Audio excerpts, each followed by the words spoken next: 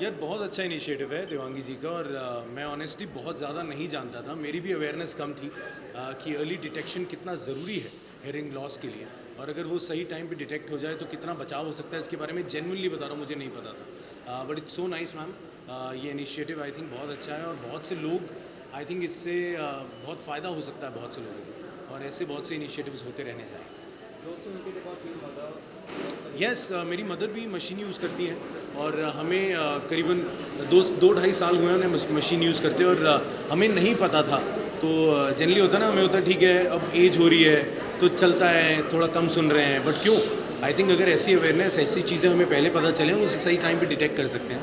But ठीक है, हम we were still decent enough to know कि कब मशीन यूज़ होनी चाहिए। So thankfully she is doing good now and मेरे ख्याल ऐसे ही न्यू बॉर्न बेबीज़ हैं, कितने यंगस्टर्स हैं जिन्हें ये प्रॉब्लम होती है, कई लोग इस चीज़ से शाय आउट करते हैं, बट आई थिंक जो मैंने फिल्म में भी देखा कि आप हर काम कर सकते हैं, ये कोई ऐसा हर्डल नहीं है लाइफ में जिसे आप पार नहीं कर सकते। आई थिंक वो जानना बहुत ज़रूरी है।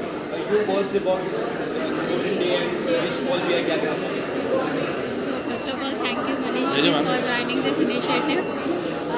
आज वर्ल्ड डेफ डे है। इंडिया का 6.3% पॉपुलेशन जो हेयरिंग इम्पेयर्ड है, उसमें से करीब 10% से कम लोगों को सही ट्रीटमेंट मिलती है। जी हाँ। तो इस इनिशिएटिव का ये जो पर्पस है कि जो लोग हियरिंग से डेफिसिट है उनको हियरिंग मिले, टाइमली मिले, जिससे उनके जैसे हम चश्मे का नंबर होता है तो हम प्रॉपर चश्मा दिलवा के ही पहनते हैं, वैसे हर बच्चा और या हर एडल्ट या हर सीनियर सिटीज़न है, उनकी सुनाई से हिसाब से अगर उनको हियरिंग लगाई जाए तो हियरिंग को एंजॉय कर सकते हैं।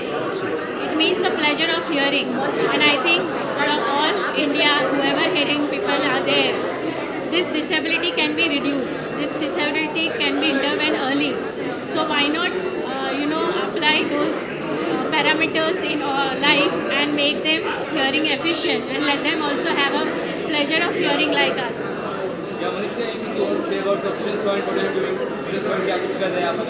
किस बारे में सॉरी यार, प्रोफेशनल फ्रंट में टचवुड अच्छा चल रहा है, आप लोगों का प्यार मिल रहा है, नई नई चीज़ें नए नए प्रोजेक्ट आ रहे हैं।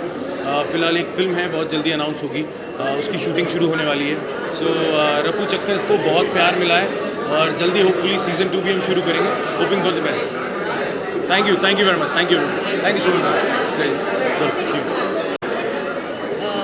मैम बहुत उम्दा और बहुत काबिल तारीफ़ काम कर रही हैं। मैम के बारे में कहने से मुझे छोटा महसूस हो रहा है। मैम की तारीफ़ जितनी करूँ उतनी कम है।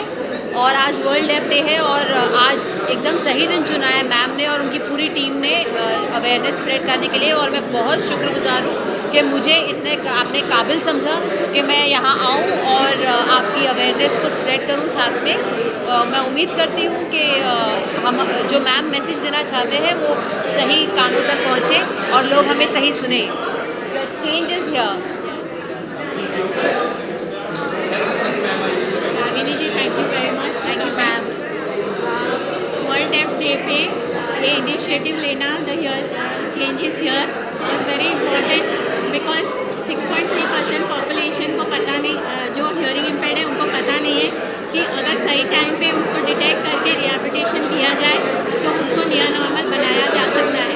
तो ये इनिशिएटिव है, जैसे हम थिएटर्स में धूम्रपान और सैनिटरी पैड्स की ऐड देखते हैं, वैसे ही ये ऐड हम जो है लोगों तक पहुंचाना चाहते हैं, जिससे लोग एजुकेट हो कि हियरिंग डिटेक्शन अगर 6 महीने में किया जाए तो बच्चा नियर नॉर्मल ग्रो हो सकता है।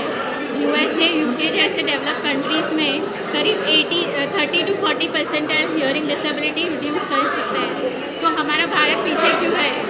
सो ये इनिशिएटिव है लोगों में अवेयरनेस फैलाने का, and I hope world deaf day पे जितने भी हियरिंग इम्पेयर्ड पीपल हैं एंड अपने कंट्री में उनको इस अवेयरनेस से बेनिफिट मिले और हम भी हियरिंग को एंजॉय कर सकते हैं।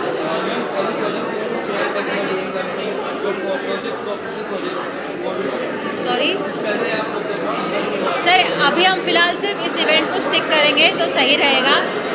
इस बात से हम डिविएट ना करें, और मैं आपको और भी कई इवेंट में कहीं और मिलकर इंटरव्यू में कोई इन्फॉर्मेशन दे दूँगी।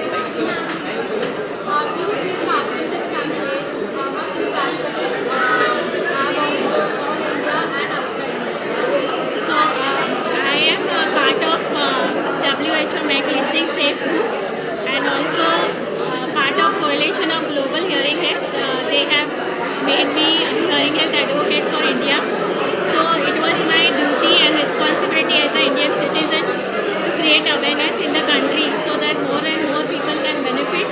So that's why these two films have been made, and we request government to take it on a pan-India project. And also these films will be presented next month in the international conference in Delhi.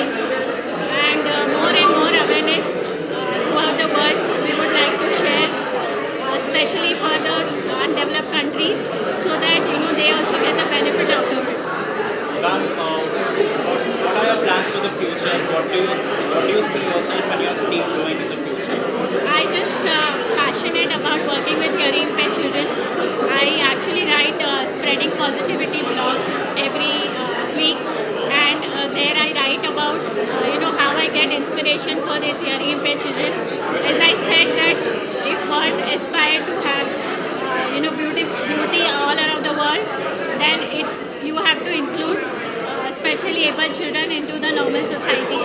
And that's what I request all the citizens of India, that if we have to make the world better, then we have to help these specially able children and get them inclusive in our society, so that more and more kindness can be spread.